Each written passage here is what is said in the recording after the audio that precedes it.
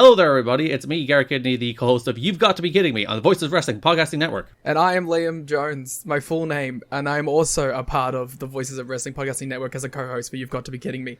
We are a TNA history podcast that covers TNA 1 month at a time. We cover all the drama, all the matches, all the Vince Russo nonsense you could ever want in your life. Have you heard of TNA? I bet you have, but would it be funnier if two people made jokes over it the whole time? Probably. So if that sounds like fun to you, check it out on this very Voices of Wrestling Podcasting Network, and Liam will do bits and whatnot.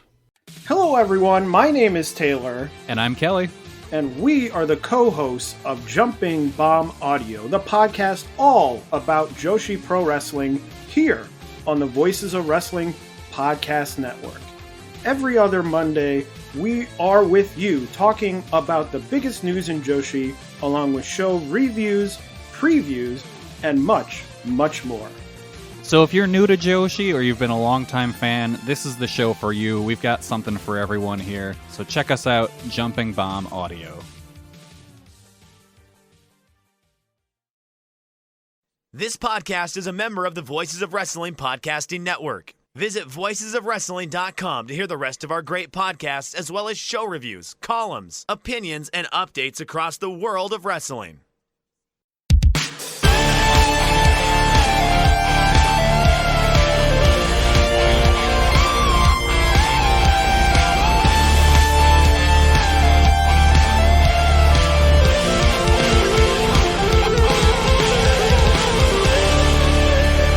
Welcome back to another episode of The Good, The Bad, and The Hungee here on the Voices of Wrestling Podcasting Network. I am your host, Tyler Fornes, and with me, as always, is Fred. Watch out for flu season, Moreland. How are you, sir? Doing well. How are you? You know what? I've got my dogs here, and I'm a happy guy. So hey, that's always good. It's hard to be unhappy with the puppers around, but yeah.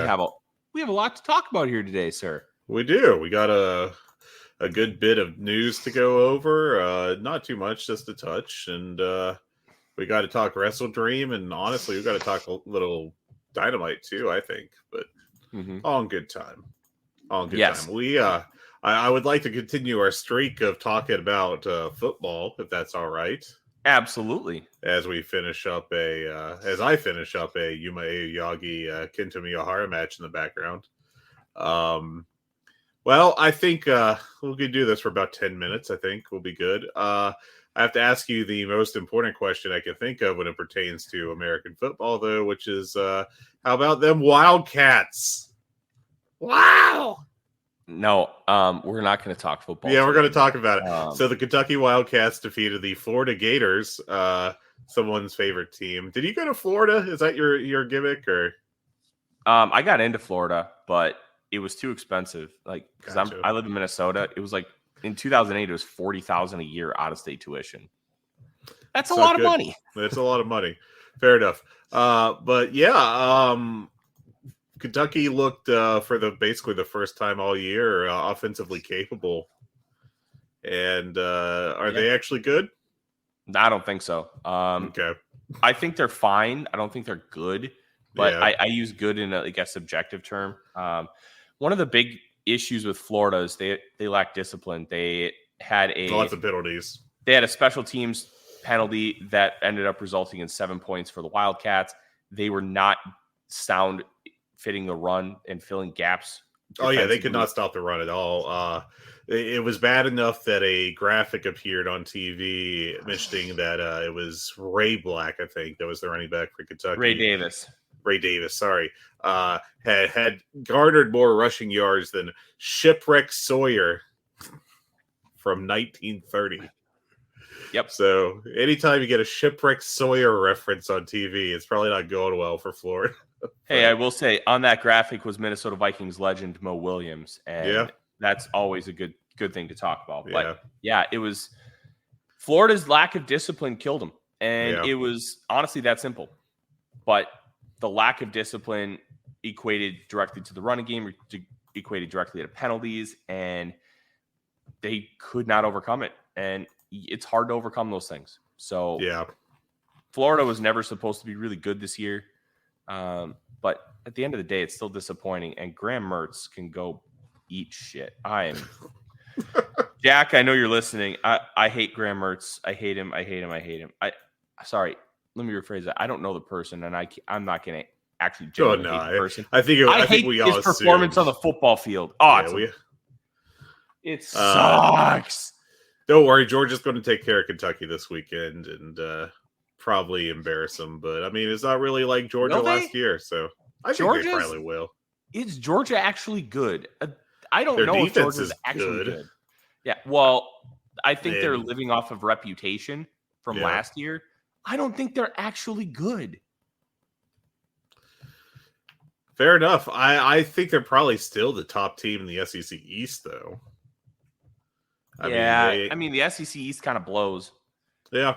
I mean, it is. I think Missouri is probably the actual second best team outside of Georgia.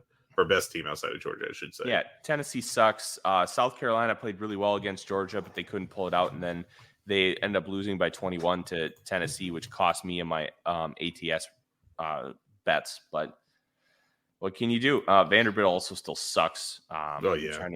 Kentucky genuinely has an argument to be the second best SEC East team, which is this isn't a great year for that to be the case. So, no. Every once in a while that could happen, but Kentucky is definitely flawed. They barely got past Eastern Kentucky. I wanted to ask you also, I know we already talked about Duke being real, but Duke's real. Duke's a legit top 20 team, and that's pretty damn cool, frankly. As a Duke hater, frankly. And now, Duke football and Duke college basketball, in my opinion, are completely different. Completely different. They've been bad for so long in college football that it's cool that they're good at when it happens. I'll never forget. It was either Chris Webber or Jalen Rose on the Fab Five documentary said, "Oh, sure, they recruit black people, but they don't really recruit black people," something like that, because they recruit the rich guys, and in their words, the white black people. They just give you so many reasons to hate, and they're just stuck up. But the football team doesn't give you any of those vibes. No, mainly not at all. Because they've sucked for 30 years. Yeah. Like when they're good, it's a surprise. I'll always remember the Elton Brand email from when he went to Duke and became the first Duke player to leave early, because he did so after his freshman year in 99. And some student there got all up in their feelings and sent him an email about how he wasn't a real Duke player. And he basically wrote back and told him to kick rocks. So good on him. Well, he had a successful pro career, and now he has a successful NBA management career. So good for Elton Brand. Yeah, he's good. He's good. Pac-12 is ridiculously good this year, and right when it's dying. And this is a tough one because, frankly, I don't think there's a clear-cut answer. But just in your estimation, who do you think is the best team in that conference this year? Washington. You're going Washington? Washington, yeah. Maybe Oregon. I don't think it's USC. The offense is great. The defense is an abomination to God, just like it was last year. So I really can't trust USC's defense at all. Colorado was a 24.5-point underdog at when the line opened last week, and then was a 21-point dog at kickoff, and they lost by 7. It took a hell of a comeback to get there. USC got up 28. Mm-hmm. Or no, it's 27 points, and then Colorado rattled off 3 straight touchdowns. Alex Grinch's defenses suck. Can't trust USC. If Utah actually had Cam Rising, I think Utah might be the best team in this conference. But they've been without Rising, who tore his ACL in the Rose Bowl last year. He hasn't played once. I think he's going to play after the bye week this week. But it's a tough call because the top of this Utah's big issue has been scoring. Like, their offense has been moribund this whole season. So yeah, and it's been because they just don't have that kind of consistency at quarterback, and they don't have the weapons on the outside to be able to compensate for that. Sometimes you have a subpar quarterback, but you have great weapons, and in college you can get away with that to an extent. Just look at some of those great Alabama teams of the last decade. They haven't had the best quarterbacks historically, and they've been fine because they have the talent on the outside and on the offensive line. Utah doesn't have that talent on the outside. There's one of their starting wide receivers. His name is Money Parks. The name is as absurd as how average he is. Oh, that's a shame, because if you have that name, you should be like a future superstar. Like, it's just not right otherwise. Yeah, I Bama, I don't think is they're probably a bottom of the top 10 team-ish at best. They're ranked 11th right now, and honestly, that seems based fine. on some of their performances, I think it's too high. It might be a bit too high. That's fair. Colorado, who everybody loves to talk about, I guess now. I don't know. I'm looking at their schedule right now, and it's looking like they should end up with 7 wins, maybe 8 if they can pull off an upset. But I don't think that they're better than any of the ranked Pac-12 teams. The problem with Colorado is not the top-end talent. The top-end talent is as good as anybody in the Pac-12. It's the lines. The problem is the depth and the trenches. They got the skill players. Now they need to spend this offseason investing heavily in the trenches. And if you're able to get Shitter Sanders back, you'll have Xavier Weaver and Jimmy Horn Jr. and Travis Hunter. When he gets healthy. Running back Dylan Edwards is a true freshman. So you have dudes. And with the way this quarterback class is shaping up with the NFL draft, Fred, there's a realistic chance a guy like Shitter Sanders stays. Because why would you want to be at fighting for at best the third quarterback spot? Yeah. You may want to be the top guy in 2025. And with NIL, you don't have to jump to get money. Hell, his dad is Deion Sanders. He's fine. Yeah, he's going to get paid. He's going to get paid just fine as a NLI guy. Or NIL. I always mix that up because of a national letter of intent. Yeah. I will say the one team that I will continuously tell people to watch because they are fun and they are talented, Arizona. Arizona is fun now. They're coming back, man. They're coming back. Yeah, Jed Fish has done a great job of rebuilding this program. And when you look at Arizona, they have really good players at receiver. Jacob Cowling is going to be a top 100 draft pick this year. Tetairoa McMillan is my dude. He could be wide receiver 1 in 2025. Jaden Delora isn't necessarily a good quarterback, but he's like those run and shoot quarterbacks from Hawaii where they're like fun bad, where they're just going to chuck it up and throw for a bunch of yards, but they're going to throw a ton of picks too. That's Delora. And Michael Wiley, the running back, he's going to end up being a draft pick. I really like him as a sleeper. Their left tackle, Jordan Morgan, 6'7", like 320. He's probably going to go in the first round. Like, there's talent on that team, considering how they were basically dog shit for the better part of 10 years when they had guys coming in there like Kevin Sumlin and Rich Rod coaching. Jed Fish has righted the ship, and they've used the transfer portal incredibly well to help reshape that program, and they're in a much, much better spot now than they have been in a long time.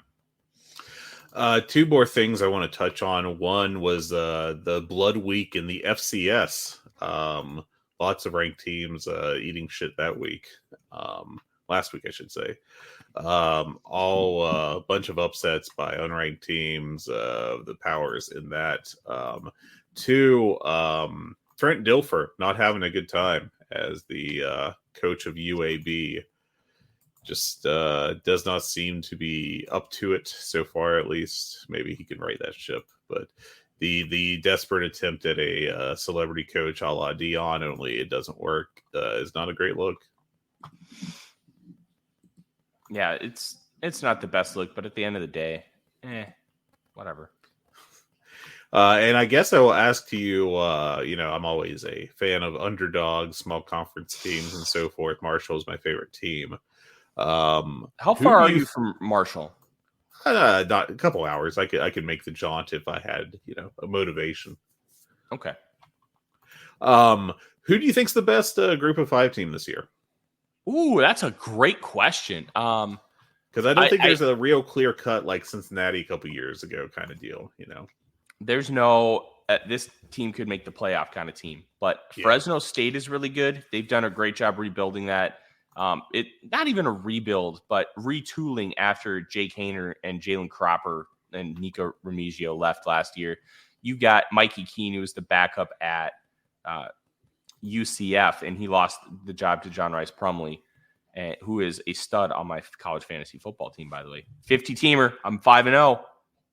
I'm in a 50-team college fantasy football league. Yeah, and I'm 5-0, baby. My receivers can't do shit, but I won every game by less than 5 points. I am the 2022 Minnesota Vikings this year. I'm just winning close games. But yeah, so they got Mikey Keene, who honestly I thought was a better quarterback, but Rice Plumlee was better for the system because Malzahn really likes to do a lot of running stuff with the quarterback position, and Keene's a passer. So they brought him in. Jalen Gill has turned into a great player in that Nico Remigio role, and they're running through teams. They're 5-0 right now. I'm a big Texas State fan. Texas State taken over by G.J. Kinney, who was the head coach at Incarnate Word. I'm shocked he only got the Texas State job and didn't get something more high profile because of what he is. But sometimes you just have to, when you're making the jump from FCS, you have to take a smaller job. And he's done a great job with that program. They're 4-1 on the year, and they're 4-1 against the spread as well. Their only loss against the spread was against Nevada. They were down 17-0. They were favored by 17 points. They scored 35 in a row and allowed a garbage time touchdown for Nevada to cover. I was very upset because I'd been betting Texas State all year and I made a lot of money. But I'd probably have to give it to Fresno State. They are an excellent football team. And I thought I'd be saying this about UTSA, but UTSA has dealt with a bunch of injuries, especially to quarterback Frank Harris, who just continues to have to deal with the knee problem. And it honestly sucks for him. I feel bad. I will plug Marshall because they are undefeated, though it's kind of bullshit undefeated. They have been very fortunate to get to that record, but they've done it against some tough teams. So then again, winning by 4 against Albany is not exactly a shining example, but they did beat a really struggling Virginia Tech team by a touchdown and not terrible Dominion team, I think, by 6. So I don't know. They are undefeated. They're one of the last 15-ish teams to be undefeated. I'm not sure how much longer that'll last because they are going to North Carolina State this weekend when North Carolina State does not suck. So, yeah, but North Carolina State also isn't good. Yeah, that is true. That is true. They could pull off another 5-point win and just keep the nonsense going. James Madison, also worth mentioning in this space, I feel like. Gosh, James Madison's really good, and because they're transitioning from the FCS, which I think is a stupid bullshit rule. It is a stupid rule, but they're not eligible for anything. No, you're going up, you're not going down. Let them play in a bowl game. Well, so if there aren't enough 6-6 teams to play in bowl games, they're eligible, but they're not eligible straight up, and that sucks. James Madison's really good. They are. All right, I think that's enough football here. I don't even feel like getting into the NFL this week, unless you want to drop anything real quick. But let's do the wrestling stuff. I'll say this: the Vikings play the Chiefs this week, and I'm not looking forward to it. The NFL can be so stupid. Sometimes they can win by 10, and I wouldn't even blink. It's just Yeah, you're probably right, but you're also wrong. So yeah, they shouldn't. They're not better, but it can happen. Just weird stuff can happen. All right. Wrestling is a thing we talk about on this podcast. And I'm not picking Tyler's brain for the good of the public and also just for my own entertainment. Let's talk a little bit news about AEW. There's not very much this week, but there's some notable stuff going on. First of all, Dave Meltzer on the F4W board did say that he knows of more wrestlers in AEW that are interested in going to WWE than he did 2 months ago. I think that there's going to be a lot of intrigue over there in the locker room about how Jade Cargill gets treated when she gets debuted, if she gets booked well and everything.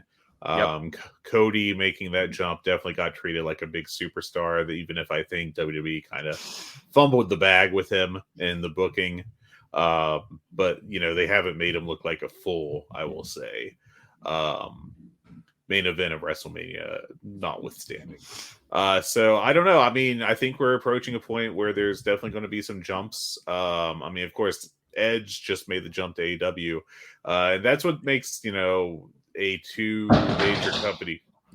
Tyler, did you just beef it? No, my dogs are on the other end of my sectional, chewing on bones, and one of the bones just fell to the floor. All right, well, that's all it is. Then it's all good.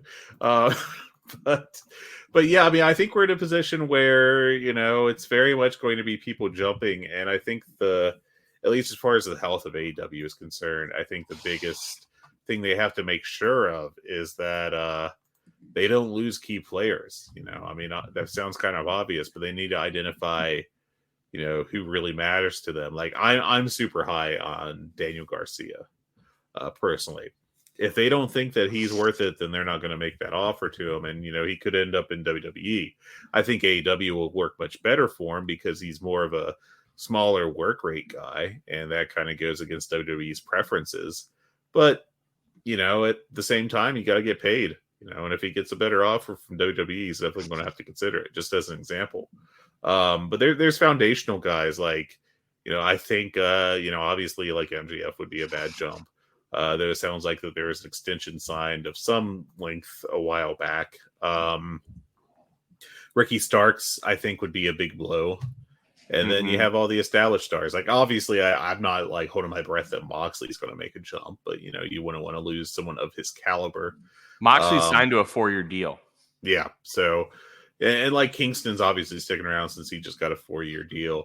But, if they lose like a young talent that is on the come up, there's already some, I think, kind of foolish comparisons that, WWE is getting younger while AEW is getting older, which is true in a way because they signed like Edge, who was not previously available to them. But I mean, like, we're starting from a point where AEW already had a younger roster of push guys than WWE. And if you look at, there was a pretty ridiculous article on USA Network about their website, their PR arm, about how WWE had just made a massive move by signing, wait for it, Brian Pillman Jr., which was a fantastic piece of propaganda. But they got some people believing it, which is amazing because having watched a decent bit of Brian Pillman Jr., just ain't it. Have you ever watched the show The Newsroom, Fred? I'm aware of it, but I have not, sadly. Okay, one, you need to watch it. I should, I know. And never listen to our friend Iron Mike Spears talk about Aaron Sorkin. I just need to point that out. I'll bury Aaron Sorkin from some of the clips I've seen, but I can honestly say I've never sat down and watched a Sorkin show. So. High recommend. Well, one, if you haven't, you need to watch The West Wing. It's absolutely phenomenal. Two, The Newsroom is 26 episodes. They're about an hour each. But they basically take a guy who he's like a Tucker Carlson, Anderson Cooper. He's a cable news anchor. And they dropped their second bone. And bone down. Yep. So he was just so focused on ratings, and then he gets this new executive producer, and they decide to do the news, and they go after the Tea Party because this was made in like the early 2010s. So the Tea Party was just really coming around, and they talk about rhinos, and it's like Republican in name only. Right. Yeah. And that's kind of what Brian Pillman Jr. is. He's like a star in name only because his dad's was Brian Pillman. That's where I think some of this is coming from. And honestly, that article was written for SEO purposes only. And those are like, I do a lot of aggregation for my job. I don't like it, but it by having the like aggregation style piece, they pay the bills. But even I have limits. I won't write that. Come on.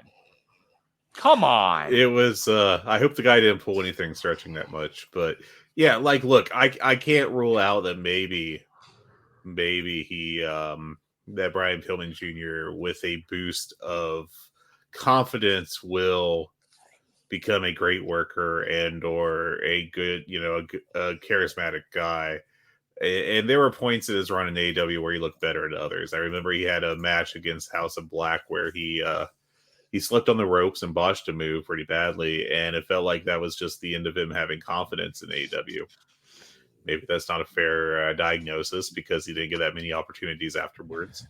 But that's kind of the easy story to draw with him. But I just, I watched him when I went to Dynamite back in January. He was one of the guys in the card, and I watched him closely because I was really interested in seeing his progression. And it felt like he had, if anything, regressed. He just didn't look that good in the ring, like very comfortable with his steps, his footwork. And I don't claim to be an expert on knowing what proper footwork looks like, but his kind of stuck out as kind of off kilter. I don't know. Maybe that was just a bad interpretation for me, but I'm just thoroughly unimpressed by the total Brian Pillman package. And that was in basically, his honorary hometown, like an hour and a half away from there. So, yeah. Anyways, Brian Pillman Jr. just catching strays on this conversation. Well, and you know what? It's not Brian Pillman Jr. the person. It's Brian Pillman Jr. the professional wrestler, who's just honestly not very good. And I'm glad he's getting the payday in WWE. Yeah, good for him to get paid. Always get paid. But yeah, I mean, that's, something to watch. It could definitely, if, worst case scenario of multiple major or future stars jumping would be bad for AEW. Not like the company is now dead bad, but like it's not what you want to have happen, obviously. So, but we'll watch that because there could be major news at the end of this year, and it's up to Tony Khan to make sure they don't lose that business or don't lose those business movers. Yeah, I think jumps overall are good and healthy for the business, but at the end of the day, I think it's all depending on who jumps and how many. Like, if you had the New Japan jump of Nakamura, the Good Brothers, and AJ Styles all at once, that's bad. And New Japan is obviously structured in a way to be able to be just fine from that, especially because I couldn't tell you how big of a ticket mover AJ Styles was, but we know Nakamura was a big ticket mover. And the Good Brothers were great pieces to have in that, but they weren't moving tickets. No. But they had guys ready to step up. Kenny Omega, Kota Ibushi, and they were prepared for it. AEW, I think, would be fine in the sense that they'd be prepared for it, but perception-wise in America is a lot different than perception-wise in Japan. So it could be real bad for them.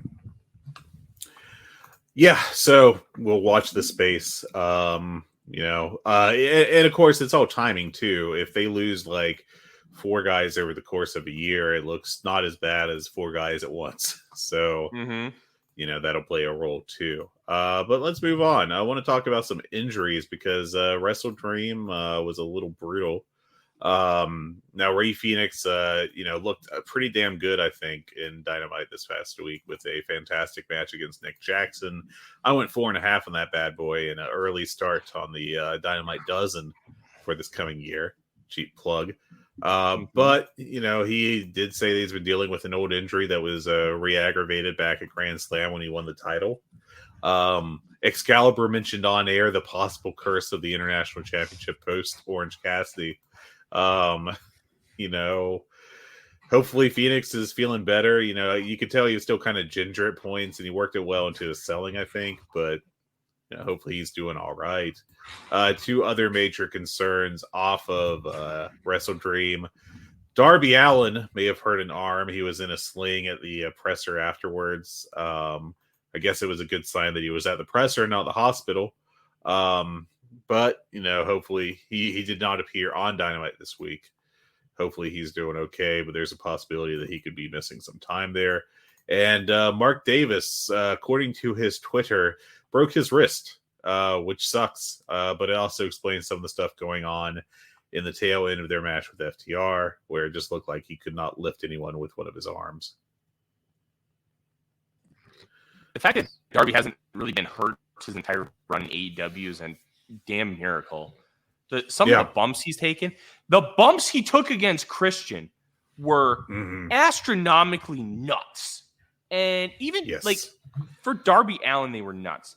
Christian missed the spot where he was throwing him on the actual steps and not like the top of the steel steps. He told Christian to do it again, and Christian did it again. those spots were like Samoa Joe diving down the stairs at Bound for Glory against Sting, where he landed on his hip, and it felt like after that he just kind of was never the same. But man, I don't want Darby to get hurt. I'm not wishing Darby to get hurt. I'm honestly floored that Darby hasn't gotten hurt.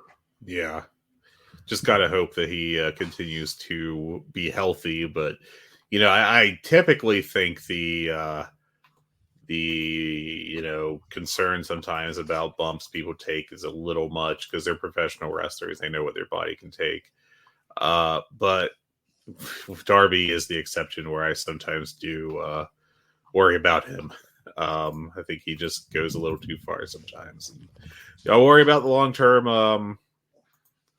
long-term ramifications of some of these bumps, that he is taking.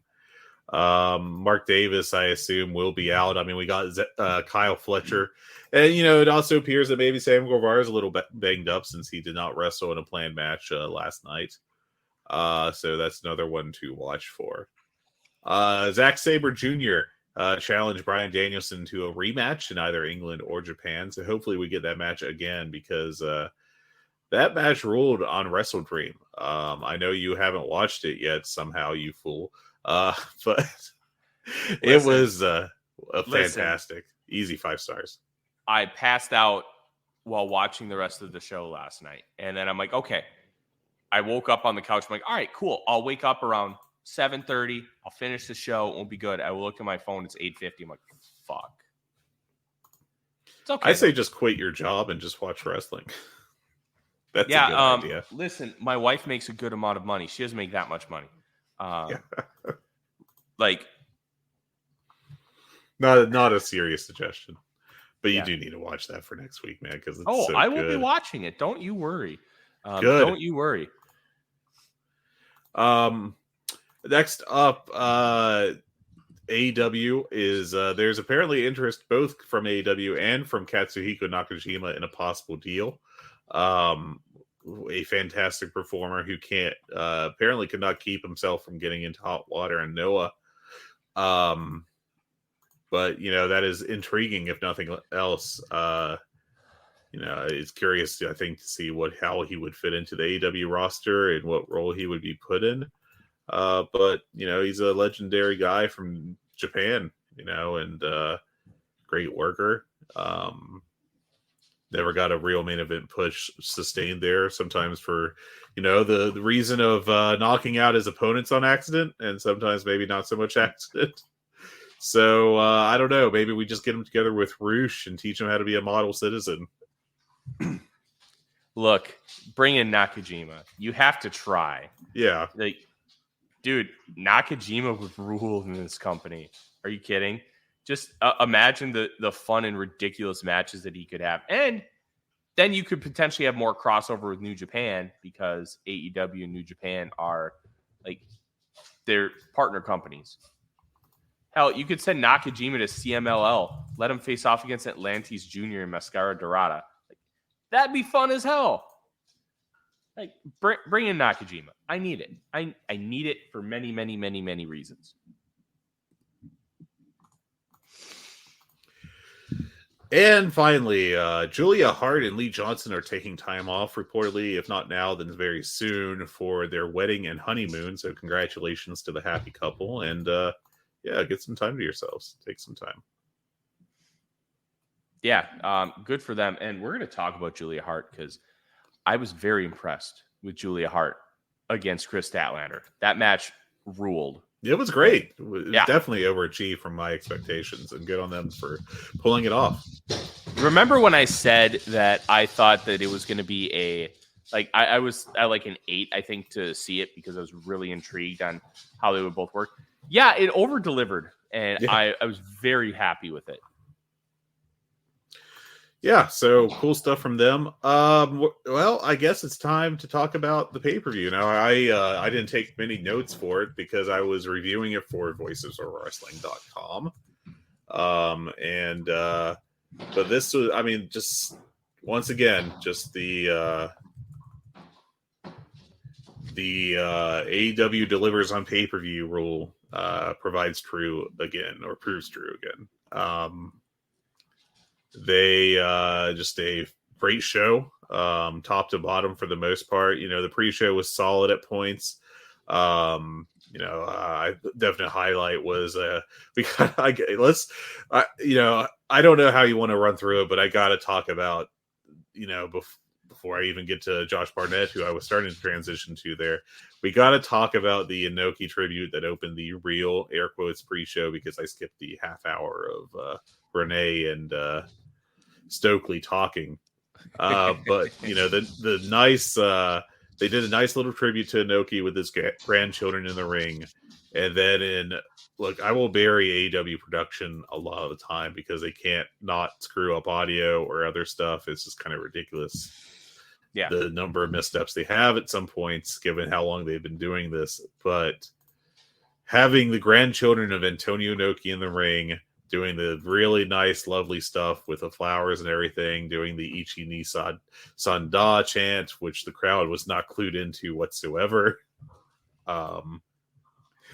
Cutting then to Christian Cage watching the TV and seeing the grandchildren of the fairly recently deceased Antonio Inoki. They knew what they were doing, and it was very funny. I enjoyed that quite a bit. I'm glad you enjoyed that. And you know what I really enjoyed up this pre-show? Josh Barnett.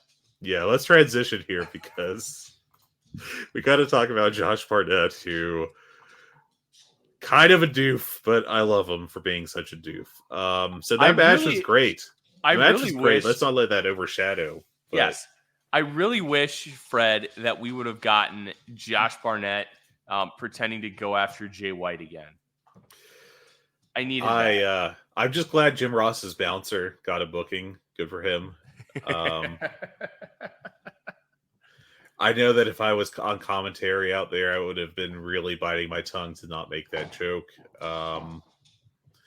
Because I'd be sitting right next to Jim Ross, and that would be pretty rude. But yeah, it is 100%. I will always remember the Josh Barnett getting outraged at Jay White spot 5 years ago or whatever it is now. But this match was great. It was a great blood sport match. It worked really well. And then afterwards we got Josh Barnett putting over that young kid, Claudio Castagnoli, who I think is the exact same age as Josh Barnett, if I'm not mistaken. If not, they're very close in age. And, obviously, because Josh Barnett's been doing the MMA thing for most of his career. Why does Josh Barnett feel like he's 60 years old? He carries himself like that. God, he feels like he's 60. Definitely carries himself like that. Claudio is 3 years younger than Josh Barnett. Jeez. Okay. So they are about the same age. But yeah, I mean, Josh Barnett putting over the young kid in what I have to assume was a unscheduled promo where he just got the mic. It was like, kid, you'll get there one day. With Claudio Castagnoli. Cracked me up so much. I think Josh Barnett is very much up his butt, but I enjoy it all the same. It adds with Josh Barnett. Yeah, I thought it was a nice little touch having him on the pre-show. I thought he worked really well with Claudio as far as excuse me, the elements of like power, and I thought that was really cool. Obviously, we know Josh Barnett had that wonderful shoot match against Fujita over in Japan. The martial arts rules match, Fred. That's right. But I think it's cool to have wrestlers like that who wrestle a really different style than everything else on your show, because it gives you a different element, and I like that. Yeah. I thought it was a really nice style change for the show, and it fit in really nicely with the Inoki history, and it was just good. It was a blast. The crowd got into it by the end because they worked really well. Claudio turned out to be really good at that style, not a surprise. I liked it. I went 4 stars on it. Also really good on the pre-show, or pretty good on the pre-show, I should say, was the Fire Pro Random Button 8-man Memorial. Athena and Billy Starks teaming with, naturally, as we all expected, Keith Lee and Satoshi Kojima to face off against Diamante, Mercedes Martinez, and the 2-man Shane Taylor promotions of Shane Taylor and Lee Moriarty. This was a fun match. I went 3.5 on it, and it was just really enjoyable. It was a nice opener. This pre-show was fun. It had good matches. It had weird matches. These two were weird matches. Yeah. But overall, it's hard to complain. You're getting people on the pre-show. You're giving them unique spectacles, which I think is good for a pre-show because it kind of tells you, hey, if we're giving you this kind of uniqueness on the pre-show, imagine what you're going to get on the main card. I think that's smart business. I do too. I thought it was pretty good. I will say that the other 2 matches, less good. I mean, Luchasaurus beating Nick Wayne was just a straightforward match, telling the story of Nick Wayne not being at that level yet and setting up the turn later.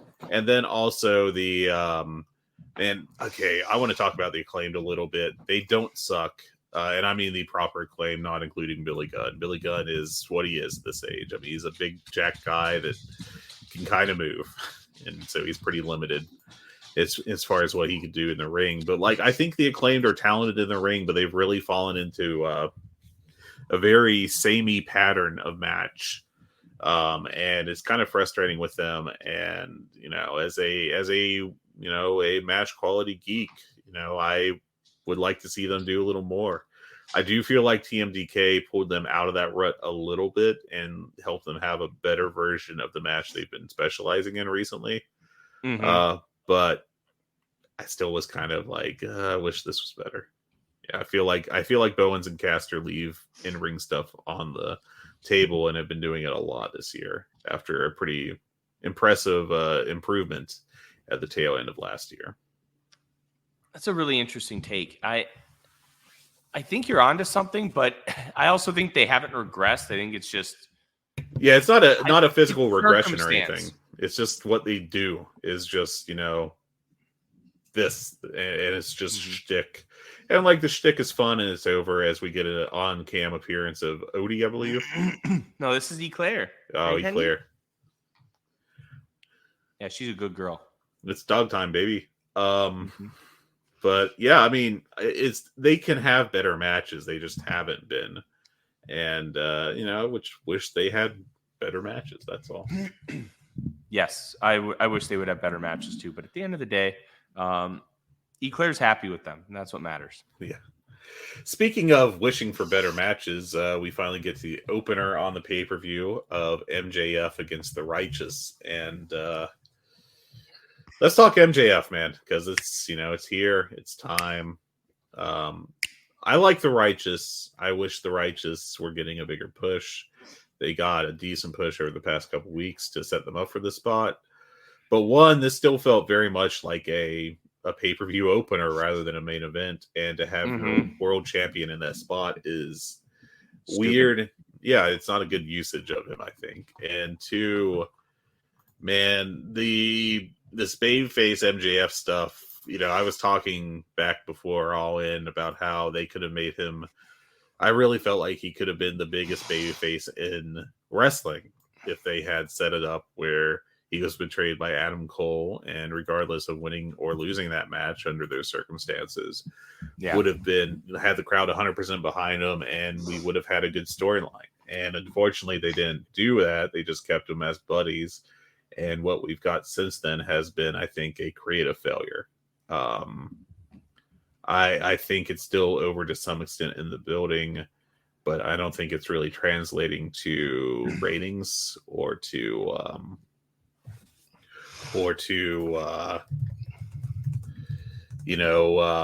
ticket sales, especially. The ticket sales for AEW have been pretty rough at points. But it's just very frustrating because we all know how good MJF is, and it just feels like he's doing bottom barrel, Hulk Hogan impersonations, and it's not working properly. And it's not a success. And I love MJF as a performer. I just wish that he, that he was doing better, doing better stuff and doing more entertaining, creative stuff.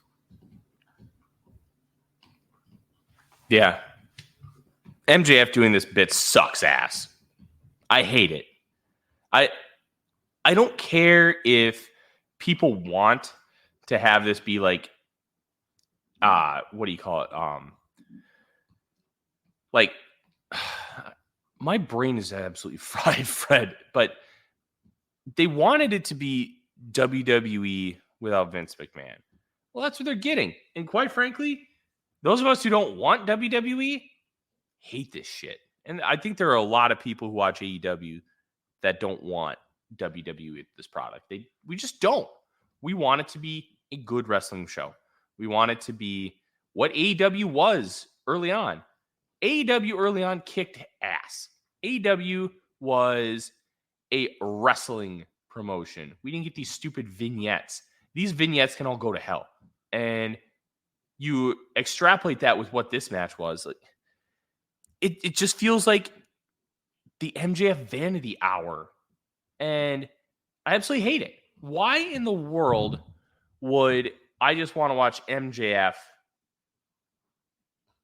do stupid shit?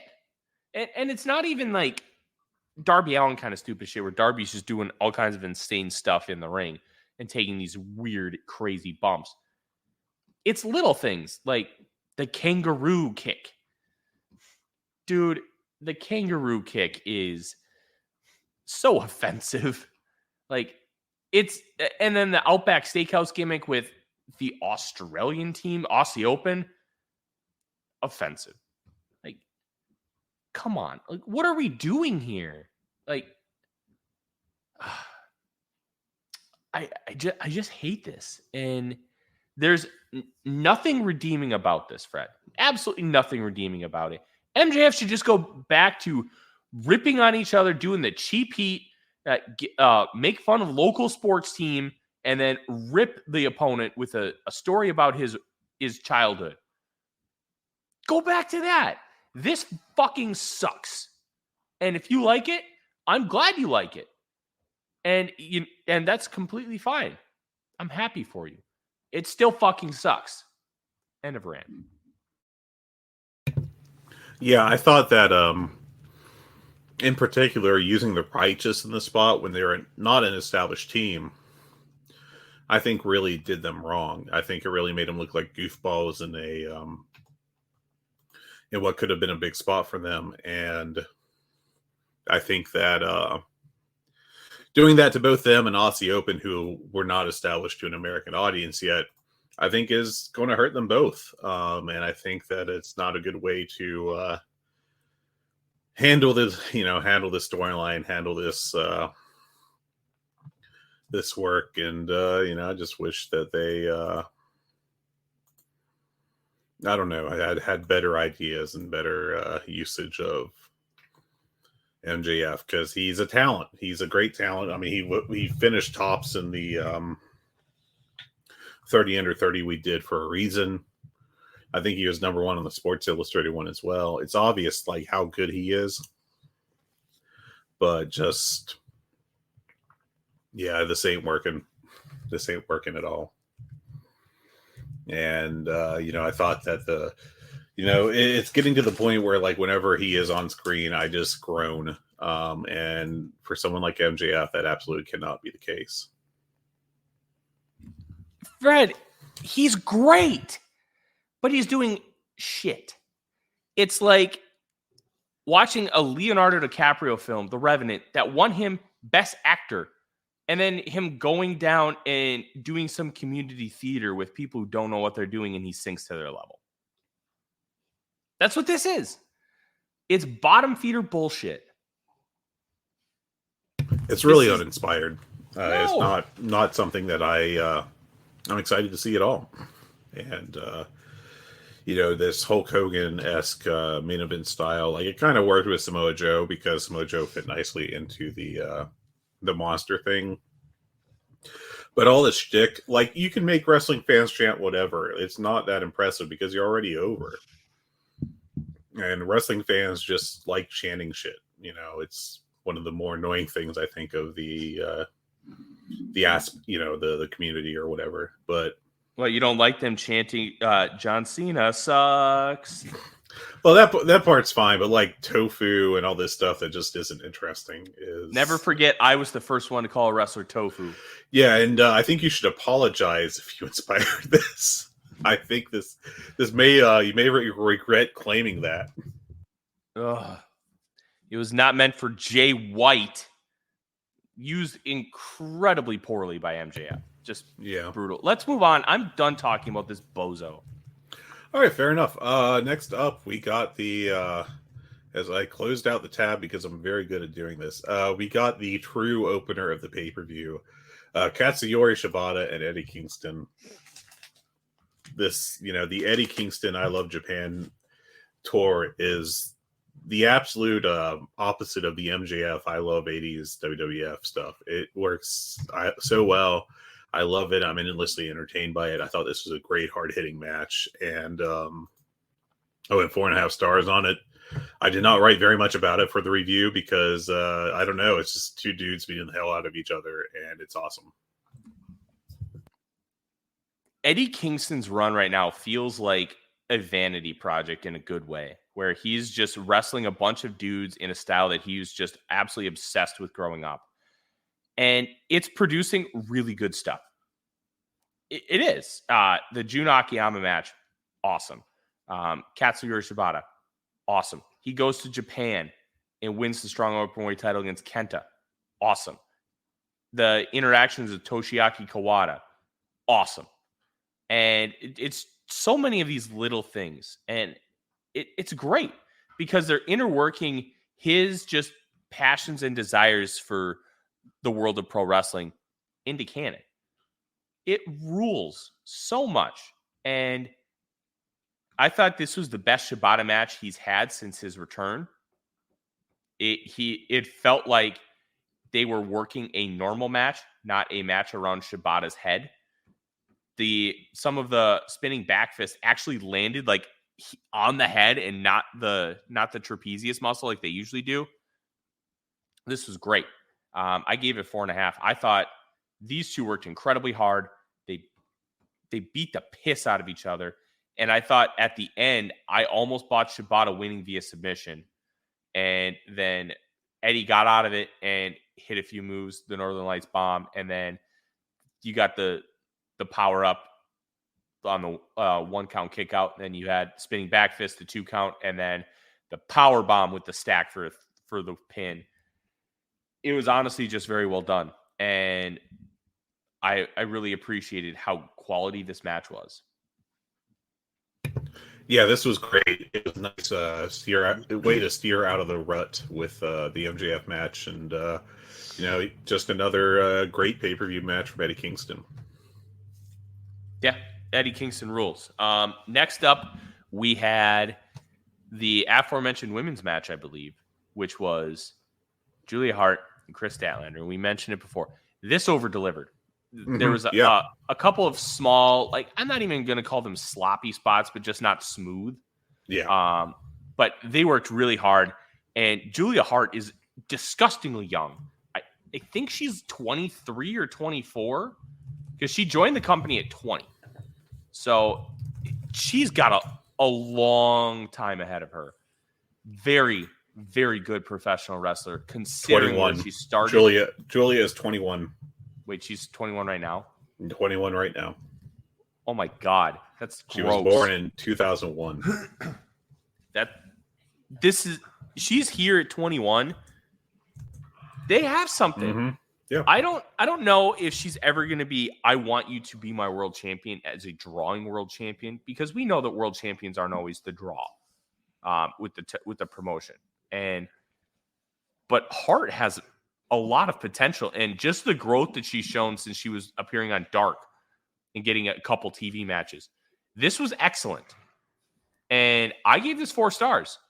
I didn't think it was overly phenomenal, but Statlander sometimes can work down below her level and I thought she held up her end of the bargain really well. This was great.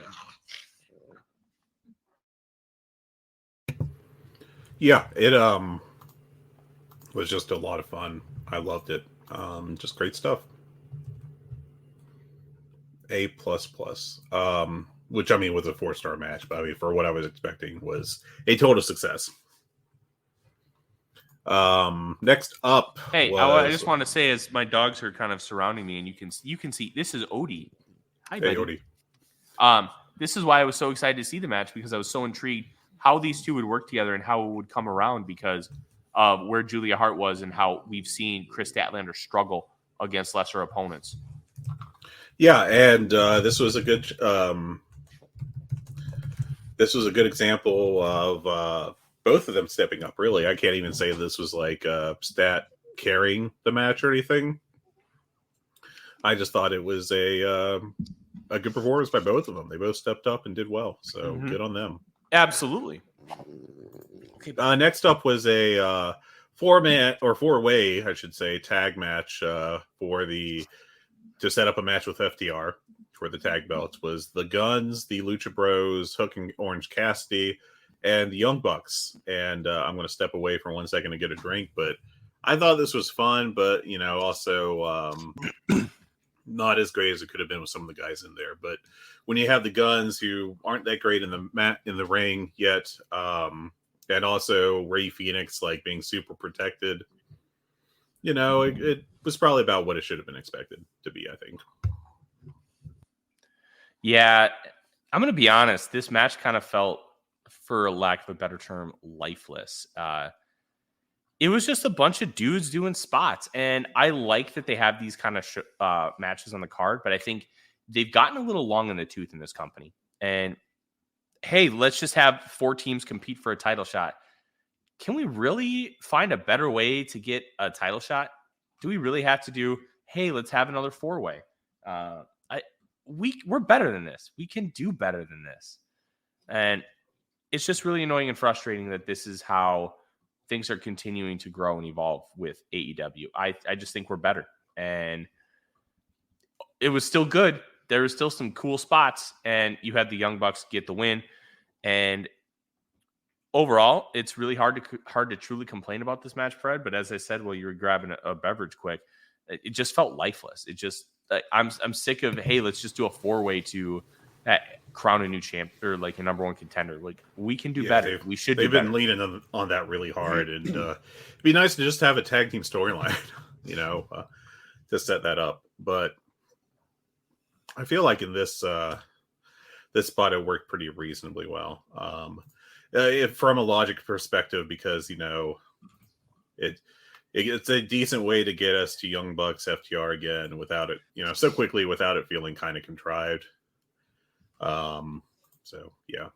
But I thought this was fun enough. I mean, it was a decently fun 4-star match to me. I thought it was pretty enjoyable, and not a must wreck my schedule to go see level match, but good stuff all the same.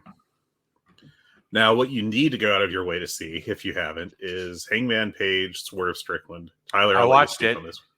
It was good. It ruled. One of my favorite things in professional wrestling is Prince Nana. I love Prince Nana. He's just, he adds an element of fun. He is a manager without being involved in like literally every single match trying to change the outcome. He's a great second. Kind of reminds me of New Japan seconds where they'll come out and they just won't do anything. They're just there for support. I like that. Yeah, he's interfered a couple times, but it's not the entirety of his gimmick. And this was great. Swerve was awesome. This felt like a match to put Swerve over in a big spot to get him ready for a potential title shot. Or like, if you gave Swerve a title run, I ain't complaining. He's awesome. And this was great. I gave it 4.5. I thought these two worked really well together. I thought they worked really hard. There were a couple really cool Swerve spots where he did the double stomp where Hangman was hanging up from the top rope. That like step up kick he does to the side of the head is awesome. Yeah. This was just great. What have I been saying for a year now, practically? Swerve is a main eventer. He has all the tools. He just needs the push. And we finally got that with this storyline. We finally got, hey, let's treat Swerve Strickland like a main eventer. And thank God for that, because the guy is so talented. And it's time, you know. I mean, you know, they don't have to put him in right now, but like, I feel like he's so ready for a spot like this. And I thought he really delivered well in this match. I thought he and Hangman just had a great outing, and I went 4 3/4 stars on it, and loved it. Loved it. The foot stomp on the apron to Paige looked insane, amongst other moves in this match. But this was fantastic, and probably my second favorite match on the night. Yeah, I loved it. It was hard hitting. It was explosive. It was just great. 4.5 here as well. More Adam Hangman Page in AEW. And yeah. I think we can safely say, or at least speculate, that a lot of his absence was due to CM Punk. Well, he's back, and this rules. More, please.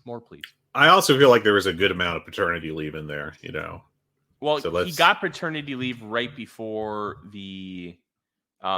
right before he won the title at Full Gear in 2021. So I'm not going to say you're wrong, but that doesn't feel timing wise. It doesn't feel right. Yeah, but now he doesn't have that black cloud around him, and who knows what that could mean. Yeah, that's fair. Little reference there to CM Punk. I'd have to think. Next up, Ricky Starks and Wheeler Yuta. They could definitely do better, these two, but this was just a little like, hey, let's get Ricky Starks a win here kind of deal. Yeah, it was only like 10 minutes. Yeah, it was just a nice little, like, you know, the story is this guy's better right now, and we're going to show that he's better and try to get him a little more momentum after, you know, a couple of losses to Bryan Danielson, which I don't think really hurts or anything, but, you know, it's just nice to keep him hot.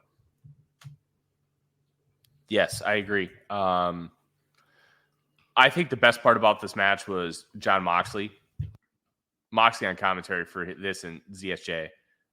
Even though I haven't fully watched everything yet. Awesome stuff. Moxley on commentary. It's like if Don West morphed with a UFC fighter. It just great stuff. Moxley lost so much money on commentary last night, or Sunday night, but he was so entertaining. Just a real blast having him. It was authentic, and I think like when people talk about Don West as a commentator, they're like, "Oh, he sucks. He doesn't fit the mold." Who cares if he doesn't fit the mold? Like the authenticity of Don West commentary was what made him so great, and I genuinely appreciate that. Being authentic is so important for me when it comes to commentary because that just does a lot for it.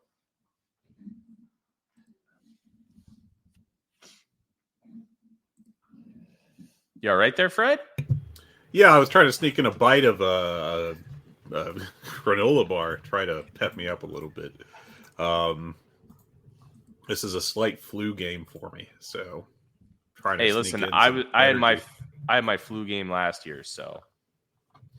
Danielson and Zack Sabre Jr. was perfect. It was exactly what you would have hoped for it to be. I mean, Jon Moxley at commentary just going, holy shit. Was that, if you told me, I could be convinced that was the best commentary moment of the year. You know, it was such a great match. And these two, I mean, just were made for each other. And we're so lucky that we got to see them wrestle because honestly, a few years ago, it just seemed impossible. But now we got Zack Sabre Jr. pretty much at the peak of his in-ring, I have to think. And Danielson still got enough left that he can have great matches, fortunately, because he's just... If you told me you thought he was the best in-ring wrestler of all time, I could not argue with you. And thank God we got Danielson outside of the WWE environment so he could get to see like what he can really do unfettered. And this was just perfect. I loved it so much. I can't say enough great things about it. If Danielson hadn't got hurt and missed those couple months, I think we'd be having a real conversation about him in the in-ring wrestler of the year. And maybe just AEW's MVP, is another possibility. But yeah, this is great. And then we got ourselves another great match. The 6-man tag with the Callis family against the Babyface Alliance of the Golden Lovers and Chris Jericho. Hell yeah. I haven't watched this one yet either. Okay, I watched the 2 matches following this. That's good. I'll carry this one real quick then. This was just great. I mean, it's a great storyline. You've got the wronged heels, turning face now against the guy who claimed to be their friend, but is still the ultimate heel and betrayed them all to put his money on younger talent. And frankly, he was right in kayfabe. Don Callis. Now, it took a bunch of cheating to get there, but Don Callis is right because Kenny Omega has not won a big match since the turn. Chris Jericho's lost, I think, every match since the turn, except for the Sammy Guevara one where Guevara turned on him. Mm-hmm. And that led to this match. Yeah. And this is a really good storyline. This is really solid. And I enjoyed this a lot. I thought the work in this was really good. Kota Ibushi had his best outing in AEW to date. I still think he's probably more or less shot. But he looked better and was protected so that he could, do his stuff and look cool for a little bit. And, but yeah, he was definitely the least involved person in this match. And, yeah, I mean, it was just a great face versus heel all-star tag and very fun. I think 4.5 on it. I think the lack of in-ring time in general for Ibushi is hindering him more than being washed because I think he's not what he was before he got injured, but I also think he's better than what he's been performing at. But you talk to wrestlers, and if you've been out for a long time, it can mess with you. And for some, it messes with people differently, obviously.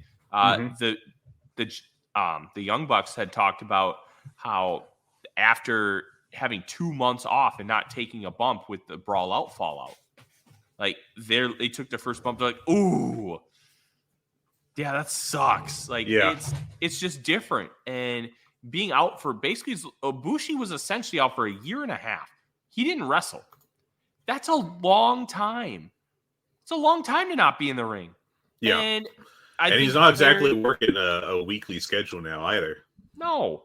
I think having a few matches in his belt, because you have Blood and Guts, you have Wembley, and now you have Wrestle Dream, I think you're starting to see some of that rust kick off.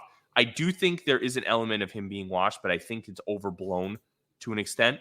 I think he's going to end up being fine, but he's not what Ibushi used to be. Yeah, I mean, he's 100%... he's lost his best step, and it's really just a question of how much he's got left in the tank right now. And maybe it's unfair to judge him harshly because of, rust, like you said. But,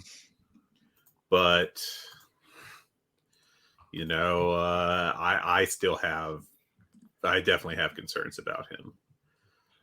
But we'll see. I don't think it's helping at all to have him only come in every 3 months and work. Like, I think we need to have Kota Ibushi in on a regular schedule for at least a month just to have him like get used to wrestling, but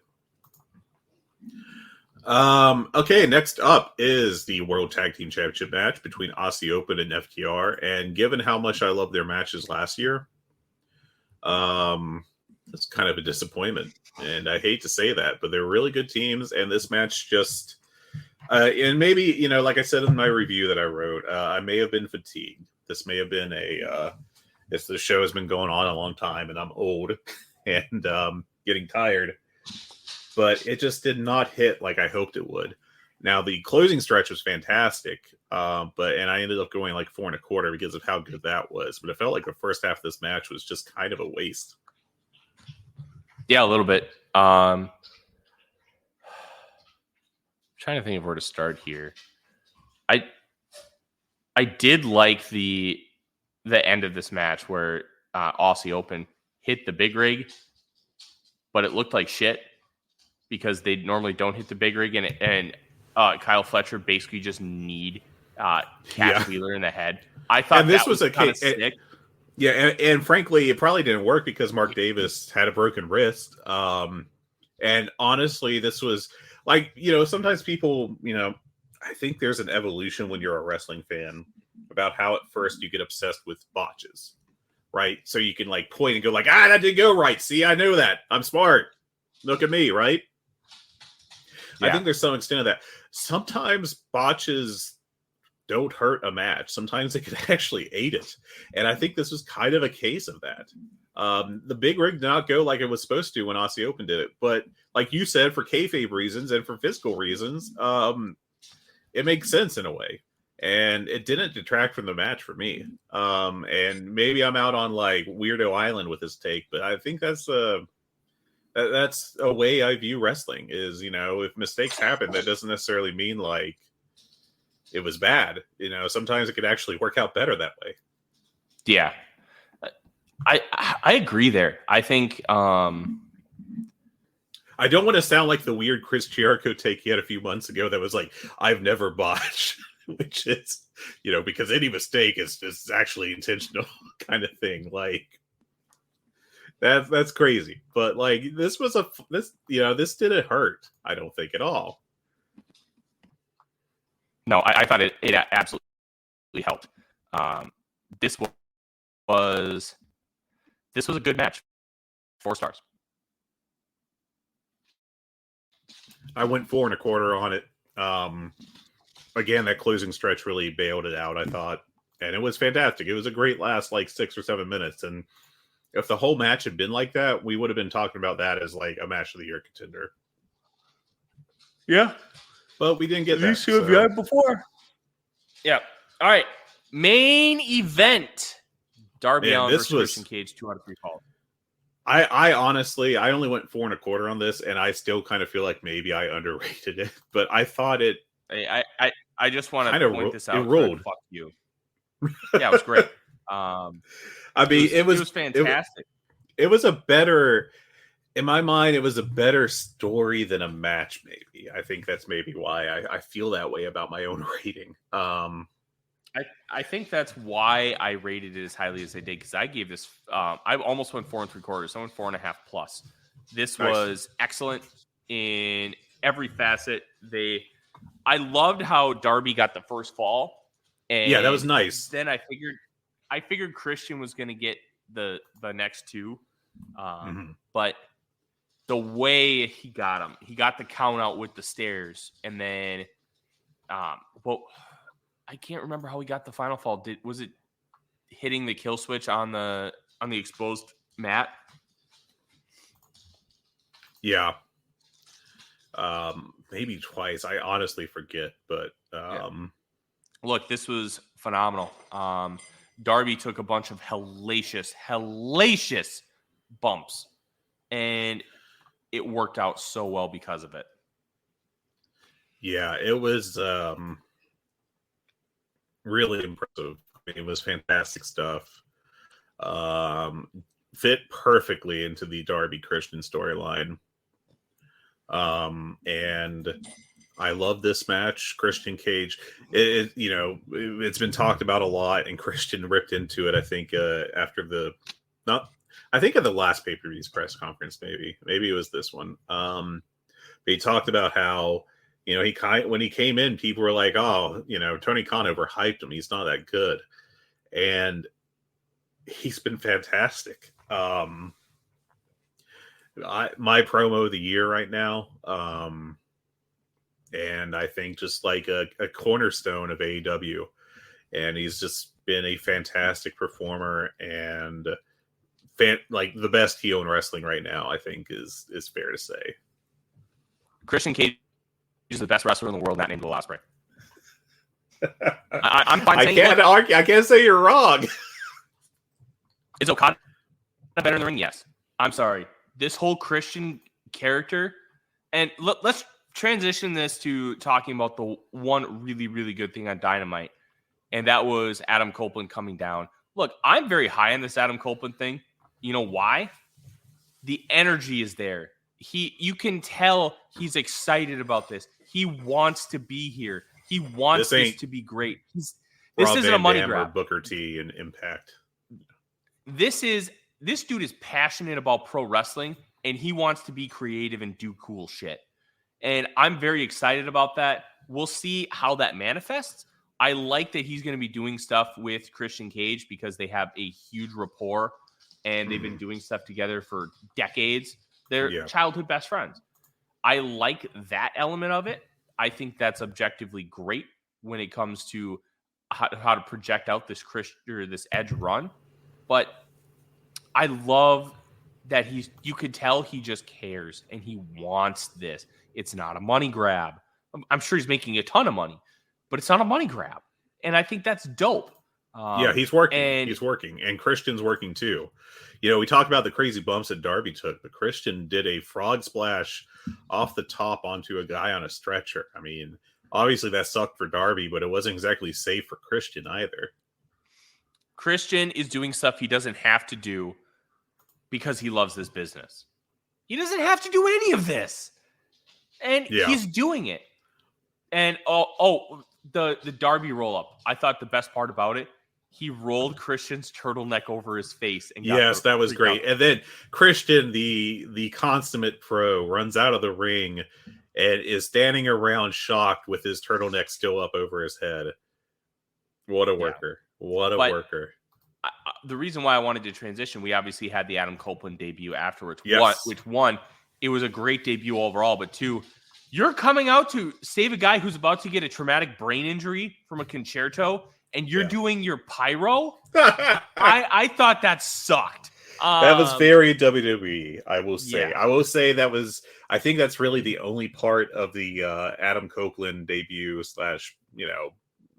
Dynamite debut that felt extremely WWE-ish. Everything else has just felt like pro wrestling, and there is a difference there. But it's the Jeff Hardy did the same thing a few weeks ago or months ago now, I guess, when he came back to save Matt Hardy from a beatdown. He had to get his dance in and everything. And Adam Copeland, other than that, and he does deserve ripped on for that because it was a little ridiculous. Like, oh, I want to save the Legend Sting from being murdered, but first, hey everyone, I'm over on this side of the stage. Hey everyone, I'm over on this other side of the stage. Look at my pyro. Woo! Stupid. But I mean, everything else, the timing of the stare down, the fake heel turn turning into a face turn, and then everything on Wednesday night, I thought it all worked really well with him, and this is a good start for him, and I hope it keeps up. Hey Fred, give me an air hug real quick. Go fuck yourself. That segment, okay. First of all, it continues the Adam Copeland says 1,000 words while an AEW wrestler owns him thing. that meme that's been going on for a couple years now, with the super dramatic music that I can't think of the title of. But yeah, that was a great segment. Copeland did a nice promo. He did the great, I'm happy to be here. Think of all these great matches I could have that Tony Khan may never book because it involves putting two stars against each other. He probably should have been like, and me versus Lee Moriarty, who I'll beat on a rampage in 3 months. I would love to see Lee Moriarty against Adam Copeland. That's not a joke. But yeah, and so we get this really good babyface promo, and I thought it was perfectly solid. I thought it was good. I thought it was a nice way to introduce yourself on the TV show. And then he gets Christian out there, and they hit the emotional hug. And then Christian going, just edited out, of course, but saying, go fuck yourself, and leaving. Perfect. No notes. Turning around at the top of the ramp and nailing, not only hyping Edge's, debut match, or Copeland's debut match in AEW, but also the fact that it's on a Tuesday night next week for Dynamite. Consummate pro, Christian Cage. I hope that once he retires, he stays around in wrestling, agenting or booking or both or whatever it takes to keep him involved. He is a genius. And I think he's kind of been underappreciated for large chunks of his career. I'll again point to the reaction when he debuted being just kind of meh from a lot of people, like acting like they were underwhelmed. This guy is so good, and we're really lucky to have him active again. And, I would love to see a career renaissance for Adam Copeland in AEW. I think that would be fantastic. And I just hope he's able to pull it off. Yeah, I think that this is going to end up being really good, and I'm really excited for it. This is just going to be a lot of fun, and I don't know where this is going to go, but I loved the idea of Adam leaving WWE because he wanted one last run with Christian, and Christian's like, no. Yeah. I think it's going to happen, but it's going to take some time, and I'm okay waiting because this could be a really fun feud. And now you have Edge quasi aligned with Sting and Darby Allin, which rules. And Edge is going to come out in full Sting face paint. Oh, yeah. Because Edge is an absolute dork. I don't mean that insulting. I mean that. No, he's a wrestling dork. That's good, Yeah. Yeah, Odie. Yes, you're excited about Edge too. This is going to be awesome. I'm really excited, and we should do one last thing before we go. We have to talk about the concern about every program being good except the World Championship program. Oh, buddy. Look. Okay, I do want to talk about that on Dynamite Summit. I want to specifically talk about the pre-tape with Adam Cole, and that it was so not nice we had to see it twice. Look, the only thing it was missing is like, let me tell you about my best friend. That bullshit song. Oh God, yeah. I wanted to I'm not even gonna say what I want to do. If I could go the rest of my life without ever seeing another pre-tape with Adam Cole making wacky faces, it'd be too soon for me. It just I don't want to see this ever again.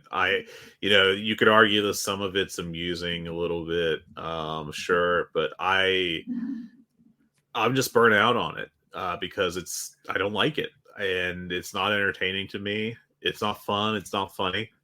I just don't want this in my wrestling, and I've talked about enjoying some parts of it. Like some of the sketch, 2 weeks ago now, where Roddy was in the hospital, it had some funny parts. There have been other parts of the Adam Cole MJF stuff that I've enjoyed, mainly the in-ring stuff. There's like one line in most of those pre-tapes that would pop me. Mm-hmm.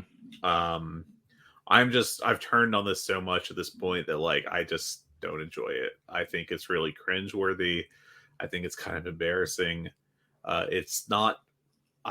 don't like it. And, I thought that I had, I enjoyed some sports entertainment type stuff, but this stuff has just hit a point where I abhor it. And I just can't deal with this anymore. I hate it. I don't, and maybe I don't see any indication, in terms of business numbers, that it's doing anything impressive. It feels like it's, I don't know that it's necessarily hurting the business of AEW, but it's sure as hell not lifting it up. Yeah. And I think it's actively hurting the quality of shows. And to me, this would be a pretty clear, we got to pull the plug on this kind of thing. I probably would have a higher tolerance for it if it was just in the mid card and it wasn't like 20 to 30 minutes per show sometimes. Mm-hmm. Entire MJF universe. Because, you know, we used to joke about the Codyverse, you know, fans did back when he was doing his stuff, like segregated from everything else on the show. But for the most part, it was never this much of a television show. It would be like 10, 15 minutes tops. And this is like twice the length of that. Yeah. And, you know, it's such a large chunk of the show. And, you know, there's all these reports that MJF is booking his own stuff and has that power. And, you know, he just obviously, with the contract situation and everything, they want to keep him. I mean, it's pretty apparent. And they have him extended to, I forget exactly how long. But, you know, you don't want to upset the young stud you have and like have him leave. But at the same time, I just think this is untenable. And I think you just have to pull the plug on the storyline sooner rather than later. And I have no confidence that they're going to, unfortunately. I don't either. I hate this. This is not what I want from my AEW. It's not what most people want from their AEW. At least the people I talk to. But this is bad WWE stuff. And like I'm not one of those guys that is so reactionary that's like, you cannot do anything WWE has done in the past 20 years. Like there's, you know, I don't think you need to pretend that like everything WWE has done in that time period sucks and is completely bad. You can have some humor in your wrestling. You can have some sports entertainment, for lack of a better term. You know, you can do some of this stuff. But this in particular is the wrong people in the wrong spot, and it's just not good. It's not good enough to make it work. And I can't. I hate it, and I am begging them to rework this approach because it's gotten to a real point of like, I really do think the Righteous match was a turning point. I think because it was just such a one-sided burial of an up-and-coming act. Because, I mean, in wrestling history, when have people ever got invested in a creepy character? That's sarcasm. But, like, you know, it felt like that they could have been something. I'm not saying, like, Dutch and Vincent main eventers, you know, necessarily. But they could have been productive guys. And they still can. I don't want to make it sound like they're now dead. You know, that they've been murdered by MJF and their bodies are decaying in a ditch somewhere. But, like, you build them up for 2 weeks and then you have them lose a match in that fashion where they're treated like total geeks. The characters are supposed to have some menace to them, especially Dutch. And instead they're just portrayed as goofballs. And it's just really damaging. I don't know how else to put it. Like, you're kind of cannibalizing your own roster. And it would be one thing if, like, the people MJF was doing this to were low-card geeks, like established geeks, like people that were not going anywhere. Like if it was Kip Sabian, if it was Sean Spears, these guys who just obviously are not going to get a big push anytime soon in AEW. QT Marshall would be perfect as the geek on the other side of this stuff. But you can't have your world champion in storylines with Sean Spears and QT Marshall and, you know, Aaron Solo and these other like lower mid-card jobber to the star types. And it's just a real misuse of your world championship and your young stud wrestler, one of your best performers, one of the industry's best performers. And like, I've still got MJF and, you know, I'm working on my FSM top 50 ballot, you know, I'm continually updating it. I've got MJF, like, even with his reduced schedule and everything, and I think the number of matches you work matters.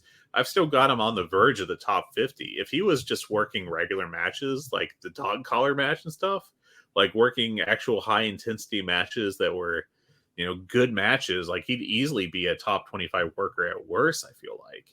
He's a really good wrestler, and obviously he's a fantastic promo. And I feel like his creativity has really fallen off in promos. His match quality obviously has gone to the wayside just because of the full shtick turn. And I just can't.